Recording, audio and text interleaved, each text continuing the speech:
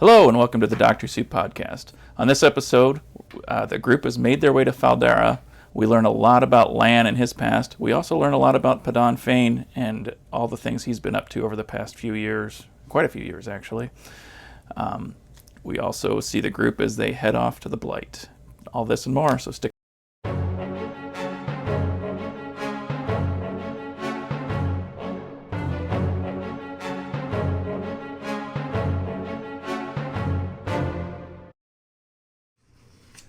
Hello and welcome to the Doctors Who podcast. My name is Chris. My name is Chip. My name is Brian. And today we're covering chapters 46 and 47. We are getting near the end of this book. Very close. And this set of chapters takes us to Shinar in the Borderlands, the home of Lan. And we learn a lot more about him, as well as Padan Fain, as you said in the hook, Chip. Yeah. So, why don't we jump right in and start with Chip? Like Chris said, we're getting close to the end, so I think these two chapters, there's not a lot exciting that happens, but there's a lot of great background information. So we do learn a lot about Lan. We learn about his history. We learn about Malkier.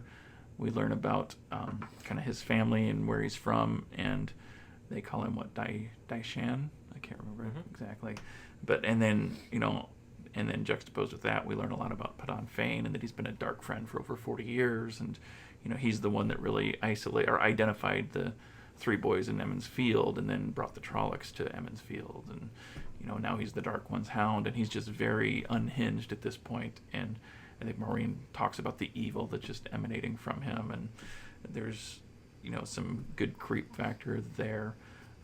But really, I think what these two chapters do is really set the stage for this final push. So after this, we know that they're heading to the Blight, which hopefully takes them to the Eye of the World, and kind of see where things go from there. Yeah, there was a lot of world building here. I felt like first time through, it seemed like it was a bit much, but like everything that we've done so far, I know it's going to be relevant at some point. So it felt kind of like a dream sequence, at least as far as, I read through it, and it seemed very dense, some of the history. So I'm sure there's a lot there to unpack. I wasn't terribly surprised about Fain. I knew he was going to be a bad guy, but I had not realized the extent. And I kind of find it ironic how he is a gleeman, but also peddler. Oh, I'm sorry, I'm thinking Tom. Yeah, but it just seems so strange that he had been around the boys for so long and had just recently been in touch with the Dark One. But there was a lot to unpack from this section, from both these chapters. I'm really curious to see kind of where we go from here. I don't like these as much as I'd like the last chapter, but I'm thinking this is kind of the lull before the how do you say Sander Lanch? Jordan Lanch? I don't know. So, yeah. So, for me, there were a couple things that I found very compelling. When entering Far Dara, they were, the boys and Egwene and Moraine, Nynaeve were told that nobody may have their hoods up in the city walls. Everybody had to have their face visible because it would be harder for a half-man to hide that way. I also, when he's talking to Ingtar and then Lord Agelmar, Lan is clearly torn, because they're saying, oh, you've come to raise the Golden Crane, you've come to help us at Tarwin's Gap to fight off the Trollocs, because Lan knows very early when talking to Ingtar that something's wrong. Like it's not like every other year, it's worse. Yep. And Agelmar tells him the full scope of what's happening, and Lan is so torn that he crushes the cup of wine. But ultimately, he knows that he has to stay with Moraine. He has to get to the Eye of the World. He cannot abandon this quest to go to Tarwin's Gap, no matter how much he wants to, right? Because this is his home. These are his people. and he knows that they're going to march to their death. So, tough position for him to be in. I hope I never have to make a decision like that, but then again, I'm not the last king of a lost kingdom, so there is that. That you know of. That's a good point, yeah. Yeah. I might be. And then the stuff about Fain is just creepy. You know, I was going through and I was reading that section, and I don't remember a lot of those details from my previous read-throughs. I think, you know, previously I got to that point in the book and I'm like, all right, I'm going to start skimming because I want to get to the Blight. I want to see what happens at the Eye. Mm-hmm. So actually, like, taking the time to go through and, like, to just digest that, it's like, wow. Either I read it and forgot it, or I just skipped that part, which sounds terrible. But, yeah, very insightful stuff there.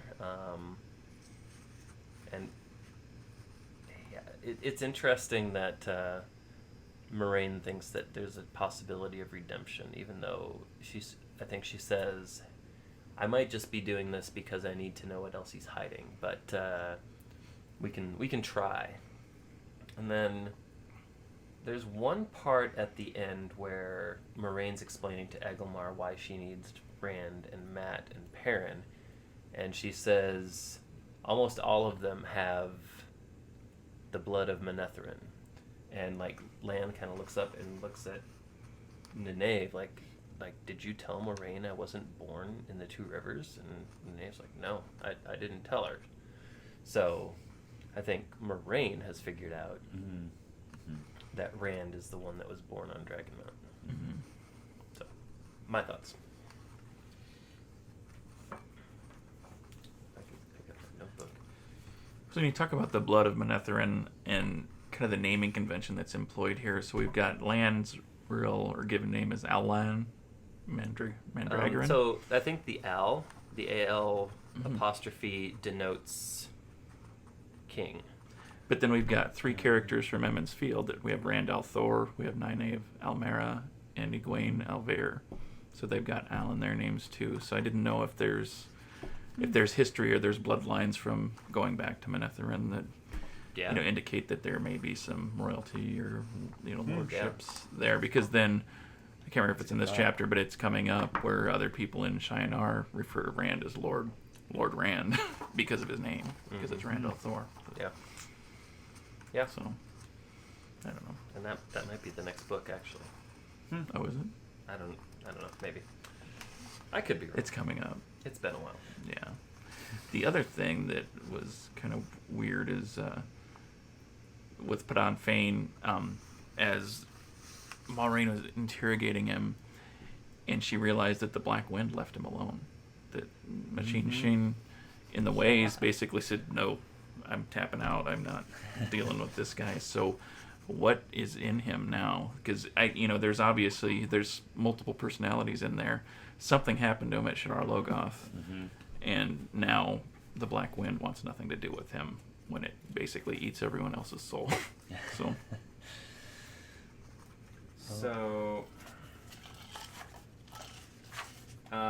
there was something in there where Moraine was speculating because she said, the first time Fain had to be taken to Shaial Ghul, and the second time Balsamon was able to come to him in a dream, and the third time, like, he's actually able to, like, manifest a version of his body. So her concern is that this is escalating very quickly in this 3-year period where the Dark One is gaining strength and the seals that bind him in his prison are quickly weakening. But I thought she said something about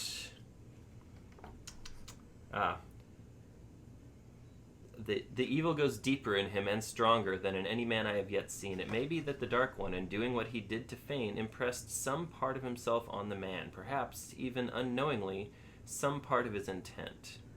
When I mentioned the eye of the world, Fain clamped his jaws shut, but I felt something knowing behind the silence. If only I had time now, but we cannot wait. So we talked last time about, parallels or, like, things that J.K. Rowling might have borrowed when she wrote Harry Potter, and when Voldemort performed the Avada Kedavra curse on Harry and it backfired, Dumbledore speculated that Voldemort transferred some part of himself into Harry at that point. And obviously we know that in Book 7 that there's actually a Horcrux, right? Yeah. But that's why Harry can speak Parseltongue, and that's why he can, kind of see Voldemort's intent and what he's doing in the later books. So that piece did kind of remind me of that. So. Interesting. I'm a smart one, yeah. I know. Yeah. Well done. Thank you. But it was, what was interesting to me was Moraine documenting or detailing to them how far back, Fain had been looking and targeting them, and so that was kind of creepy. But one thing that also stuck out to me was that Agelmar really doesn't like Rand, Matt, and Perrin. No. At all. It's why are you taking farmers into the Blight with you? I don't understand. You need at least a small battalion of fighters to go with you. Yeah. And I don't blame him, right? I mean, this guy goes up against Trollocs in the Blight many times a year, and he knows the kind of man that survives and the kind of man that dies. And he sees, 3 farmers, and he's like, only one of them can fight, meaning Rand, because he sees the sword. And he's then he sees Perrin's axe, he's like, yeah, maybe 2. It's interesting how the Heron Mark sword is really becoming, a way to identify Rand, even though he's not a blade master yet. But people see him and they assume that, he is, or maybe he doesn't even deserve it. But it just people see it, and there's just a different way that they think about him because he has it. Well, even going way back to the beginning of the book, when Nynaeve first caught up to them, and I think she made the observation that, when you left, that sword didn't look like it belonged on you, but now it's almost like a part of you, like an arm. So I think, whether subconsciously or intentionally, he learned how to wear it and make it look like it belonged with him. Yeah. I don't know if that makes Well, sense. I think there's a point, too, in these chapters where, as much as Nynaeve bothers me right now, she does start to see them as more grown up, or almost she as calls men. them men. Yeah. It's kind of a shocker. Yeah. Well, they were able to survive a good deal of time without Moraine, Lan. Yeah. It's impressive. Yeah. They've been able to survive this long. Do we even know how long it's been since they've left Emonsfield? I don't know if we have a timeline I or don't not. think so. I No. don't know. Maybe. It's got to be weeks to a month, doesn't it, or I more? would say so. I thought maybe even. It might be longer than that, I kind even. of felt like 2 months, but anyway, maybe Yeah. one of our smart viewers knows. Yeah. Comment section. Yeah. But Chip, you said at the beginning when you were kind of talking through, it's this is almost like setting the stage for this final push Yeah. at the end of the book, right? Yep. And Brian, you said it too, whatever we're calling the Jordan equivalent of the Sanderland. Yeah. But I feel like the next couple chapters are just going to be... Well, there's only 5 chapters left, I Sounds about right. think. Yeah. And kind of knowing where it goes, there's a lot that happens, so it is kind of that Sanderlanche moment. Yeah, because Because they get to the 48. Blight, we know they're going to get to the Eye of the World at some point, and then shit's going to happen. So At least I presume so based off the title of the book. yeah, I mean, they got to get there at some point, right? Or they get there and they realize it's changed addresses. Yeah. Well, it's not easy to find, and apparently No. you can't find it twice. Yeah, we might be able to do this in 2 or 3 more episodes. I know, Crazy. it's crazy. So, We'll have to figure out what book to do next. Brian, Me? All right, well, your turn to choose. I'll think about it. I'll let you guys know what I come up with. We keep picking books that we've already read that you Yeah. haven't. All right, I'll pick So a now book it's your turn to that do I I've feel this. bad. read. I feel bad. Not that bad, though. Yeah, you're right. Not that bad. It is kind of fun, though, to read it with somebody that hasn't read it and to It's true. see what he See- sees in it and where it might be going, And or just kind of that's- develop his theories. And that's a good dynamic because you do see things your first time through that you don't see your second, third, etc. like that, because you don't have that knowledge of what's happening. I mean, it's kind of like Rand doesn't really have knowledge of what's happening yet. right. I was gonna say it's like if you decided to, if you've already seen Sci-Fi's Battlestar Galactica series and you decided to rewatch it, you would see it through a different lens because you already know who the Cylons are, and you would be looking for if the showrunners planted those clues and where they were and like interactions between characters. You would be looking for those things. Whereas if you're enjoying it for the first time, like you don't have that template to kind of base your opinions and your. You're like, oh crap, Gaius is sleeping with a Cylon? Spoilers. Right. Yeah. But yeah. So. But yeah, it's kind of fun. I like it. So next time we are heading into the Blight. to the right? Blight. Buckle up.